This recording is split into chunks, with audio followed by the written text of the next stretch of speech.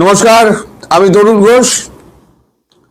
কালকে প্রধানমন্ত্রী শেখ হাসিনা, বাংলাদেশের প্রধানমন্ত্রী শেখ হাসিনার অনেকগুলো ইন্টারভিউ, মানে একটা ইন্টারভিউ অনেকগুলো কাগজে ছাপা হয়েছে। তার মধ্যে আমাদের কাগজে যেটা ছাপা হয়েছে সেটা হচ্ছে মাথা উঁচু করে দ্রুত ফিরবো শেখ হাসিনা। এখন তিনি এই ইন্টারভিউটা কিভাবে দিয়েছেন সেটা আমাদের কাছে এখনো পরিষ্কার নয়, অন্তত লেখাতেও পরিষ্কার হয়নি। কিন্তু এটা কন্টিনিউ করবে। যে লিখেছে তাকে আমি খুব বিশ্বাস করি। তার নামে বেশ কয়েকবার করেওছি অগ্নি রায়। দিল্লিতে যদি কারো সত্যি সত্যি সম্পর্ক থেকে থাকে তাহলে সে হচ্ছে অগ্নি। তো অগ্নি এটা কন্টিনিউ করবে। এই লেখাটা অনেক বড় লেখা। ইন্টারভিউটা মানে কিভাবে ফিরবেন সেটা উনি বলেননি। কিভাবে ফিরবেন সেটা তো হচ্ছে ভারতবর্ষের ব্যাপার, সেটা ভারতবর্ষ যা করার করবে। তার বক্তব্য তিনি বলেছেন দেশে ফেরার ব্যাপারে, আওয়ামী লীগের কার্যক্রমের ব্যাপারে, এবং তার বিরুদ্ধে যে সমস্ত অভিযোগগুলো আনা হয়েছিল সেগুলোকে তিনি খণ্ডন করেছেন। যেভাবে একদম যৌক্তিকভাবে, কারণ কূটনীতিক যেভাবে খণ্ডন করে তিনি সেভাবেই খণ্ডন করেছেন। আপাতত দেখা যাক তিনি কি বলছেন। তিনি বলছেন বাংলাদেশে বিএনপি ক্ষমতায় আসার পর দ্বিপাক্ষিক সম্পর্কে নতুন ইনিংস শুরু করেছে মোদী সরকার। তবে গত মাসে নয়াদিল্লিতে এসে সে দেশের বিদেশমন্ত্রী খলিলুর রহমান, শেখ হাসিনা এবং প্রাক্তন স্বরাষ্ট্রমন্ত্রী আসাদুজ্জামান খান কামালকে প্রত্যর্পণের আর্জি ফের জানিয়েছেন। বিদেশ মন্ত্রক সূত্রের খবর, হাসিনাকে ফেরত পাঠানো নিয়ে কোনো চিন্তাভাবনা এখনো প্রধানমন্ত্রী দপ্তরের নেই। এই পরিস্থিতিতে তার নিজের এক আওয়ামী লীগের জন্য নেতাদের দেশে ফেরা নিয়ে একান্ত সাক্ষাৎকারে মুখ খুললেন শেখ হাসিনা। প্রসঙ্গত 6 বছরের নির্বাসিত জীবন কাটিয়ে 1981 সালের 17ই মে নিজ দেশে ফিরেছিলেন। তার ঠিক 45 বছর পর ভারতে আসা শেখ হাসিনার বক্তব্য, আমাকে 19 বার হত্যা করার চেষ্টা করা হয়েছে। 2004 সালের 21শে আগস্ট গ্রেনেড হামলা করে আমাদের দলকে ধ্বংস করে দেওয়ার ষড়যন্ত্র হয়েছে, কিন্তু থামানো যায়নি। সৃষ্টিকর্তা যেহেতু আমায় বাঁচিয়ে রেখেছেন, আমি দ্রুততায় বাংলাদেশের মাটিতে ফিরব। মাথা উঁচু করে দেশে গণতান্ত্রিক পরিবেশ ফেরানোর গর্ব নিয়েই ফিরব। কিন্তু আওয়ামী লীগের ওপর নিষেধাজ্ঞা থাকলে কিভাবে প্রত্যাবর্তন সম্ভব? শেখ হাসিনার কথায় এই প্রশ্ন তাকে করা হয়েছিল। শেখ হাসিনার কথায়, বঙ্গবন্ধুকে সপরিবারে হত্যা করার পরও তৎকালীন শাসক গোষ্ঠী আওয়ামী লীগকে ধ্বংস করার সব চেষ্টা করে, কিন্তু উল্টে আওয়ামী লীগ শক্তিশালী হয়ে ফিরে এসেছে। যারা এই নিষেধাজ্ঞাকে স্থায়ী বলে মনে করছেন তারা তাদের ইতিহাসের পাতায় চোখ রাখতে বলবো। আমাদের কোটি কোটি সমর্থক এবং লাখো লাখো কর্মী দেশেই রয়েছেন। এখনো আমার ছাত্রলীগের ছেড়েই অসহায় কৃষকদের পাশে রয়েছে। ইউনূসের নেতৃত্বাধীন অবৈধ অন্তর্বর্তী সরকার এবং সাজানো নির্বাচনের মাধ্যমে গঠিত বিএনপি সরকারের অপশাসনের বিরুদ্ধে আমাদের নেতাকর্মীরা সরব। আওয়ামী লীগ মানুষের আবেগ রয়েছে,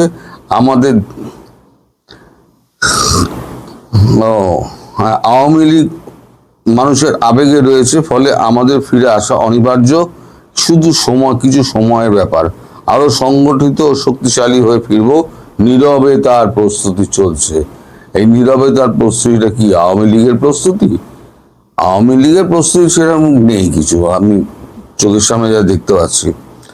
তাহলে কার প্রস্তুতি চলছে উনি ভালো বলতে পারবেন।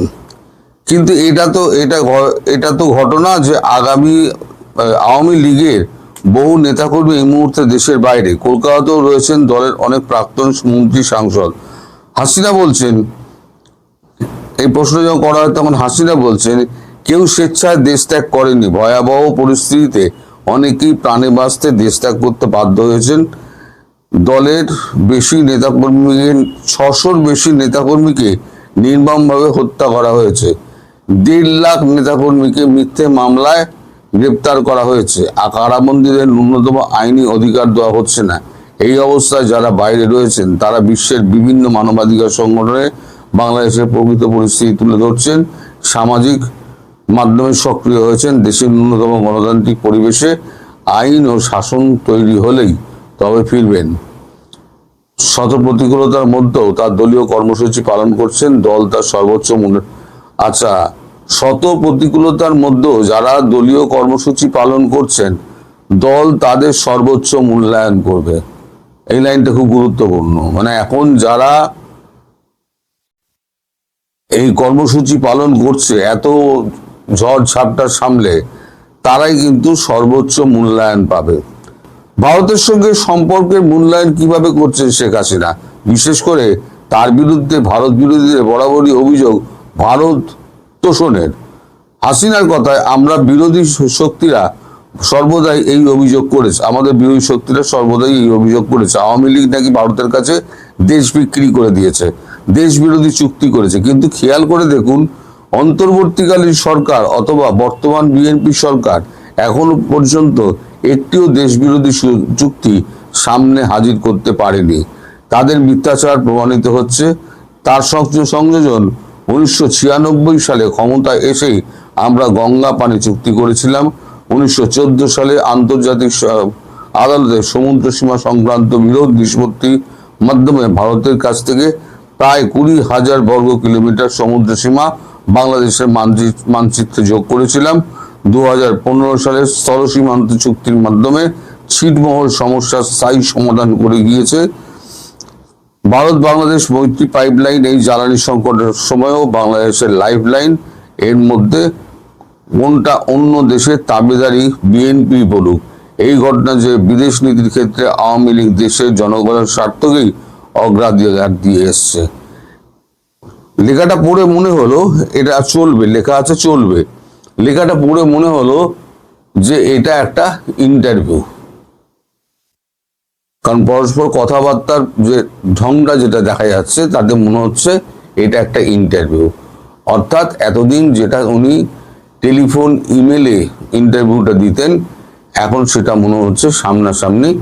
এখন অনেকগুলো কাগজে বেরিয়েছে, মিলেনিয়াম পোস্টে বেরিয়েছে, তারপর আমাদের টাইমস অফ ইন্ডিয়ায় বেরিয়েছে, তারপর Y1-এ বেরিয়েছে, অনেকগুলো জায়গায় বেরিয়েছে।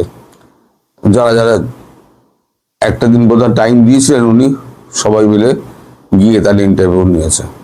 এখন কি করে ফিরবেন এই প্রশ্ন দেখুন, শেখ হাসিনা সদুত্তর এখন দিতে পারবেন না।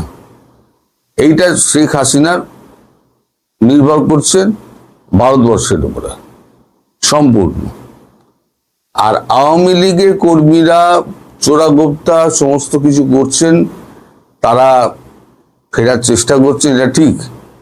কিন্তু আওয়ামী লীগের নেতা এবং মন্ত্রীরা যতক্ষণ না দেশে ফিরে তারা দলের হাত ধরছেন, ততক্ষণ পর্যন্ত কিন্তু আওয়ামী লীগের কর্মীরা সেই শক্তিটা পাবে না। এটা একদম মানে ধ্রুব সত্য। তাহলে বাকি কি থাকে? বাকি থাকে একটাই, সেটা হচ্ছে লাঠৌষধি। এই যে তাড়াতাড়ি বেড়া ফেরা দেওয়া কমপ্লিট হচ্ছে, বেশি দেরি করো না, আমাদের হাতে অত সময় নেই। গতকালকেও আমি বলেছি যে শুভেন্দুকে যেটা বলা হয়েছে, এবং শুভেন্দু তাড়াতাড়ি কাজ করছে। আমার মনে হয় ভারতবর্ষ আর বেশি দিন অপেক্ষা করবে না। ভারতবর্ষ এই ঝামেলা থেকে মুক্ত হতে চায়। যে পাশের রাষ্ট্রে একটা এরকম দুর্বিনীত সরকার বসে আছে, আর তারা মাস্যন ন্যায় করে যাবে। তারপর সকালে যেটা বললাম, যেটা ইন্টারভিউতে যেটা শুভেন্দু বলেছে যে দুদেশের জামাতকে আমি উৎখাত করে ছাড়বো। তার মানে বাংলা দিয়ে ওই যে পূর্ব দিয়ে আক্রমণের কথা বলা হয়েছে না, এইবার ভারত পূর্ব দিক দিয়ে হয়তো আক্রমণটা করবে, আমার যতদূর মনে হচ্ছে। করে যা শায়েস্তা করার শায়েস্তা করে একমাত্র ভারতই পারে। এবং আমি অনেক আগে বলেছি, যদি নরেন্দ্র মোদী সরকার মনে করেন বা নরেন্দ্র মোদী যদি মনে করেন শেখ হাসিনাকে প্রধানমন্ত্রী হিসেবে তখ্তে বসিয়ে দিয়ে আসবেন, মানে সিংহাসনে বসিয়ে দিয়ে আসবেন, তাহলে পৃথিবীর কোনো শক্তি ওনাকে আটকাতে পারবে না। এত কিছু করেও আমেরিকার মতো শক্তিমান দেশ কিন্তু ভারতকে টলাতে পারেনি, নরেন্দ্র মোদীকে টলাতে পারেনি। এই যে এত বড় মিটিংটা হয়ে গেল, এই আপনার বেজিংয়ে ডোনাল্ড ট্রাম্প এবং আমাদের জিনপিং এর মধ্যে, মোদির মধ্যে কোনো পরিবর্তন দেখেছেন? উনি দেশ ভ্রমণে বেরিয়ে গেছেন, কারণ ওনার পরবর্তী কাজ হচ্ছে বাংলাদেশে শেখ হাসিনাকে প্রতিষ্ঠা করা, এবং তার কাজটা খুব সময় মতো খুব তাড়াতাড়ি হয়ে যাবে। যার জন্য আমি বলেছিলাম যে ডিসেম্বরের মধ্যে উনি ফিরবেন, হয়তো দেখা যাবে যে ডিসেম্বরের আগেই হয়তো ফিরে আসছেন। সুতরাং একদিন আমি যা বলে আসছিলাম, একদিন আমাকে যা কথা আপনারা শুনিয়েছেন, যারা কথা শুনিয়েছেন তাদের কথা বলছি, যারা শুনিয়েছেন কথা, তো আজকে ছাপার অক্ষরে দেখিয়ে দিলাম। আমি তো মুখে বলতাম অনেক ভুলবাজ অনেক কিছু বলতেন, আজকে তো ছাপার অক্ষরে দেখিয়ে দিলাম। আর আমাদের আনন্দবাজারে বেরোনো মানে একটা প্রতিষ্ঠিত কাগজে বেরোনো, এবং অগ্নি রায়ের মতো একজন করা, মানে সে একজন জ্ঞানী গুণী, এবং সে জানে কোনটা ছাপতে হবে কোনটা ছাপতে হবে না। আর আনন্দবাজারও জানে ফার্স্ট পেজে অ্যাঙ্কারে এই স্টোরিটা ক্যারি করার অর্থ কোন জায়গায় হতে পারে। যারা কাগজে কাজ করেন তারা নিশ্চয়ই বুঝতে পারবেন ফার্স্ট পেজে অ্যাঙ্কারে একটা স্টোরিকে মানে ক্যারি করা, তার অর্থটা কি হতো। অ্যাঙ্কার কি জানেন? অ্যাঙ্কার হচ্ছে কাগজকে ধরে রাখা। কাগজ, জাহাজ যেমন অ্যাঙ্কার ফেলে জাহাজকে ধরে রাখে, অ্যাঙ্কার হচ্ছে কাগজকে বলা হয়, যে স্টোরিটাকে বলা হয় অ্যাঙ্কার, যে কাগজটাকে বেঁধে রেখে দেয়। ওপরের লিড ধরে রাখে, তলার অ্যাঙ্কার ধরে রাখে, মধ্যিখানে কাগজ থাকে। এইটা হচ্ছে কাগজের লেআউট। তো যাই হোক, এই কাগজ সম্পর্কে আমি বলতে বসিনি আপনাদের কাছে। তো এখন আপনারা এখন দিন গুনুন, দেখুন আমার কথা সত্যি হয় কি মিথ্যে হয়। 1.5 বছর ধরে, 2 বছর ধরে আমি তো গালি খেয়েই মরছি। এখন দেখা যাক আর কতদিন আমায় গালি খেতে হয়। তা মনে হয় না বেশি দিন আর গালি ফালি খেতে হবে, যা অবস্থা দেখছি। তাই আমি চেষ্টা করলাম এখানে কাগজটা তুলে ধরার। আপনারা যদি পারেন স্টিল করে পড়ে নিতে পারেন। বাংলাদেশের রাজনৈতিক ইতিহাসে কি নতুন একটি অধ্যায়ের ইঙ্গিত দিলেন শেখ হাসিনা? সম্প্রতি প্রকাশিত একটি সাক্ষাৎকারে তিনি বলেছেন, I will return with my head held high. আমি মাথা উঁচু করেই দেশে ফিরব। এই যে দৃঢ় উচ্চারণ, এর ভিত্তি কোথায়? একদিকে আওয়ামী লীগের কার্যক্রমের উপরে নিষেধাজ্ঞা, তার হাজার হাজার কর্মী বন্দী, জেলে, অথবা লক্ষ লক্ষ কর্মী ঘর ছাড়া, মামলা হামলা, নিপীড়ন নির্যাতনের শিকার। সেই মুহূর্তে এই দীপ্ত উচ্চারণ কিসের ইঙ্গিত করে? আজকে শুধুমাত্র আবেগ নয়, বরং রাজনৈতিক বাস্তবতা, ইতিহাস, আন্তর্জাতিক রাজনৈতিক সমীকরণ এবং বাংলাদেশের বর্তমান অবস্থার প্রেক্ষিতে একটি নির্মোহ বিশ্লেষণ করবার চেষ্টা করব। সাথে থাকবেন।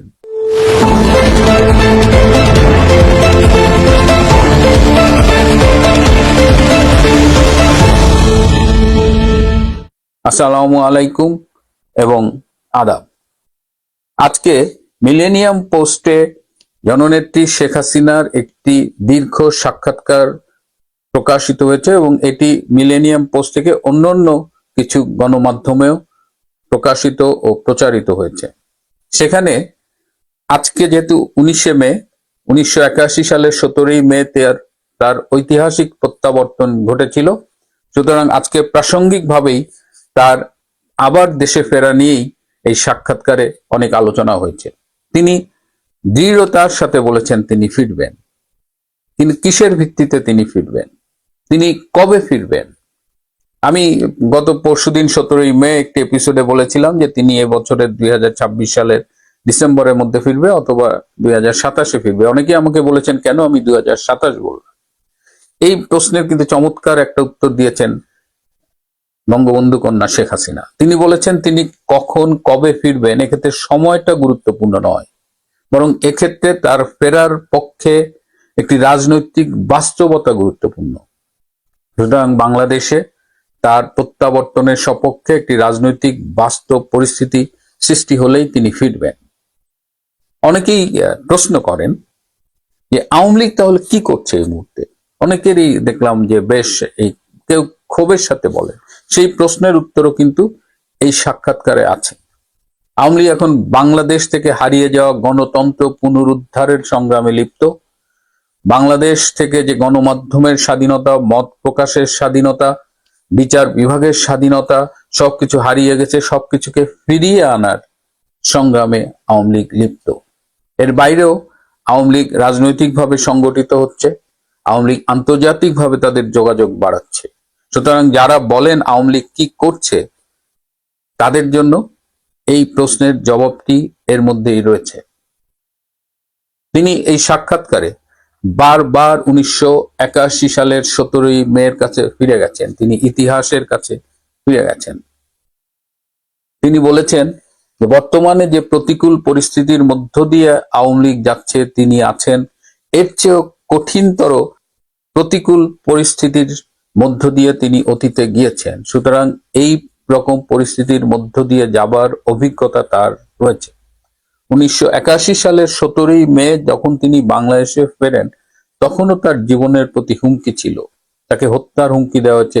তিনি যেন দেশে ফিরতে না পারেন তার জন্য সর্বোচ্চ চেষ্টা করেছেন সেই সময়ের সামরিক জান্তা জেনারেল জিয়াউর রহমান।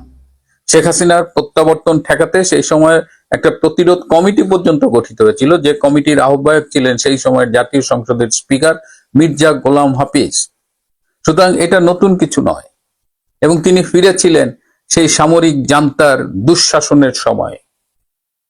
সুতরাং তার একদিকে যেমন অভিজ্ঞতা আছে, তেমনি তিনি বলেছেন যে গণতন্ত্র পুনরুদ্ধারের সংগ্রাম, মানুষের অধিকারের সংগ্রাম, মানবাধিকারের সংগ্রাম, এই সব সংগ্রাম ফিরিয়ে আনার জন্য তার সংগঠন লড়াই করছে। তার মানে তার প্রত্যাবর্তন শুধুমাত্র ব্যক্তি শেখ হাসিনার প্রত্যাবর্তন হবে না, বরং তার প্রত্যাবর্তন হবে বাংলাদেশে গণতন্ত্রের প্রত্যাবর্তন।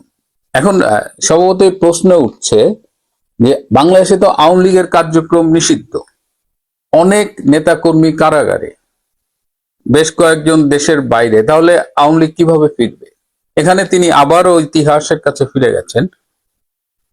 তিনি বলেছেন যে 1971 সালে আওয়ামী লীগকে নিষিদ্ধ করেছিল সেই সময় পাকিস্তানের জান্তা সরকার, কিন্তু আওয়ামী লীগ কি বসেছিল? আওয়ামী লীগ যদি 1971 সালে সেই নিষেধাজ্ঞা মেনে নিয়ে বসে থাকতো, তাহলে কি বাংলাদেশ স্বাধীন হতো? এটাই তো বাংলাদেশ আওয়ামী লীগের ইতিহাস। আওয়ামী লীগকে নিষিদ্ধ করা যায়, কিন্তু আওয়ামী লীগকে নিষিদ্ধ করে স্তব্ধ করা যায় না। আওয়ামী লীগ তার উপরে যে ঐতিহাসিক দায়িত্ব অর্পিত, সেই কাজটি সে করে। এর মধ্য দিয়ে নেতা কর্মীদের একটি মেসেজ দিয়েছেন জননেত্রী শেখ হাসিনা, যে তোমরা ভয় পেও না, ইতিহাস তোমাদের পক্ষে। এর বাইরেও আওয়ামী লীগ কিন্তু আন্তর্জাতিক পর্যায়েও ব্যাপক তৎপরতা চালাচ্ছে। তারা একদিকে জাতিসংঘের সাথে, ইউরোপিয়ান ইউনিয়নের সাথে, ইন্টার পার্লামেন্টারি ইউনিয়নের সাথে, বিভিন্ন মানবাধিকার সংগঠনের সাথে তারা কিন্তু তাদের যোগাযোগ অব্যাহত রেখেছে, এবং এই যোগাযোগগুলো কিন্তু বর্তমানে যথেষ্ট কার্যকরভাবেই দেখা যাচ্ছে। এই যে বাংলাদেশের বর্তমানে যে অবস্থা, বাংলাদেশের সংস্কারের নামে জুলাই আগস্টের যে রেজিম চেঞ্জটা করা হলো, সেটি যে একটি ষড়যন্ত্র ছিল, সেটি যে একটি জঙ্গি অভ্যুত্থান ছিল, এটা এখন একদম দিবালোকের মতো পরিষ্কার। এবং বাংলাদেশে যে গণতন্ত্রহীনতার মধ্য দিয়ে এই মুহূর্তে যাচ্ছে, সেই বাংলাদেশ যেখানে মানবাধিকার নাই, যেখানে মত প্রকাশের স্বাধীনতা নেই, যেখানে মানুষের অধিকাংশ মৌলিক অধিকারই বিঘ্নিত, সেখানে আন্তর্জাতিক এই সংগঠনগুলো কিন্তু ক্রমশ সোচ্চার হচ্ছে। এবং এই যে আন্তর্জাতিক মহলের সাথে যোগাযোগ, এটা আওয়ামী লীগ কিন্তু খুব কার্যকরভাবে চালিয়ে যাচ্ছে। এই সাক্ষাৎকারেও আমরা সেটা দেখতে পেয়েছি। তিনি বাংলাদেশের অর্থনীতি, তার আমলের উন্নয়ন, এবং বর্তমানে যে হামের মহামারী চলছে সেটি নিয়েও কথা বলেছেন। তার আমলে যে অর্থনৈতিক অর্জন, এবং বর্তমানে যে এই হাম 2026 সালের মধ্যে বাংলাদেশকে হাম মুক্ত ঘোষণা করার একটা চেষ্টা চলছিল শেখ হাসিনা সরকারের আমলে, কিন্তু আজকে আমরা দেখছি প্রায় 500-র মতো শিশু অলরেডি মারা গেছে, হাজার হাজার শিশু মৃত্যুর সাথে লড়াই করছে। তার মধ্যে অসংখ্য আইসিইউতে আছে এবং আইসিইউ বেড না পেয়ে তারা মানে একটা বিধিকিস্ত্রী অবস্থা বাংলাদেশে। তিনি সেই কথাটি বলেছেন বাংলাদেশের জনস্বাস্থ্য নিয়ে। এবং শেখ হাসিনা, আপনারা সে মনে আছে, ভ্যাকসিনের সাফল্যের জন্য তার সরকার দুইবার আন্তর্জাতিকভাবে পুরস্কার লাভ করেছিল, ভ্যাকসিন হিরো। সেই কথাটি তিনি খুব ভালোভাবেই এই সাক্ষাৎকারে তুলে এনেছেন। এই সাক্ষাৎকারে তিনি খুব স্পষ্ট করেই বলেছেন যে তিনি জনগণের উপরে আস্থাশীল, এবং এটা সবসময় আমরা দেখেছি শেখ হাসিনা দিনের শেষে জনগণেরই নেত্রী। তাহলে এই সব মিলিয়ে এই সাক্ষাৎকারটা যদি বিশ্লেষণ করে সাম আপ করি, তাহলে দেখা যাবে যে তার এই আত্মবিশ্বাসের যে ভিত্তি, তার মধ্যে রয়েছে তার ইতিহাস তার পক্ষে, তার তৃণমূলে যে সংগঠনটি রয়েছে আওয়ামী লীগের, ভেরি স্ট্রং একটা অর্গানাইজেশন গ্রাসরুট লেভেলে, এটি তার ফিরে আসার পক্ষে একটা স্ট্রং পিলার হিসেবে কাজ করছে। তার আমলে করা উন্নয়নও তার পক্ষে, এবং সেই উন্নয়নগুলোর কথা কিন্তু তিনি বলেছেন যে উন্নয়ন ন্যারেটিভ। বর্তমান সরকার, ইউনূস সরকার, এগুলো তো মানুষ দেখেছে, দেখছে, এবং শেখ হাসিনার 15 বছর দেখেছে। খুব ক্লিয়ার যে শেখ হাসিনা বাংলাদেশটাকে কোথা থেকে কোথায় নিয়ে গিয়েছিলেন, একটা ইমার্জিং ইকোনমিক ফোর্স হিসেবে তৈরি করেছিলেন। এবং ইন্টারন্যাশনালি বর্তমানে যেভাবে জিও পলিটিক্যাল সিচুয়েশন বদলে যাচ্ছে, এবং যেভাবে বাংলাদেশের রেজিম চেঞ্জের ষড়যন্ত্রগুলো উন্মুক্ত হয়ে গেছে, এখন কিন্তু আন্তর্জাতিক পরিসরে আওয়ামী লীগের রাজনীতির অনুকূলেই হাওয়া বইছে। আর সবশেষে রয়েছে একটি বাংলাদেশ যেখানে গণ অসন্তোষ ক্রমশ দানা বেঁধে উঠছে, এবং এই গণ অসন্তোষ দানা বাঁধার মধ্যেই কিন্তু রাজনৈতিক সংগঠন হিসেবে আওয়ামী লীগ কিন্তু তার জায়গা করে নেবে। সুতরাং আওয়ামী লীগকে কার্যক্রমের উপরে নিষেধাজ্ঞা দিয়ে দমিয়ে রাখা, অন্তত ইতিহাস তার পক্ষে কথা বলে না। তাহলে আপনারা বলবেন যে আত্মবিশ্বাসী কি কেবলমাত্র তার ফিরে আসাটাকে নিশ্চিত করবে? আত্মবিশ্বাস জরুরি, তবে এর সাথে আরো প্রয়োজন রাজনৈতিক বাস্তবতা, বাংলাদেশের সময়, আন্তর্জাতিক রাজনীতির সমীকরণ এবং বাংলাদেশের বর্তমান সংকটের অবস্থা। এই সংকট এভাবে কন্টিনিউ করতে থাকলে বর্তমান বিএনপির যে সরকার ক্ষমতায়, তাদের জন্য আগামী দিনগুলো সুখকর নাও হতে পারে। প্রিয় বন্ধুরা, আপনারাও কি মনে করেন শেখ হাসিনা মাথা উঁচু করে বাংলাদেশে ফিরে আসবেন? আপনারা কমেন্টে আপনাদের মতামত জানান। আজ এ পর্যন্তই।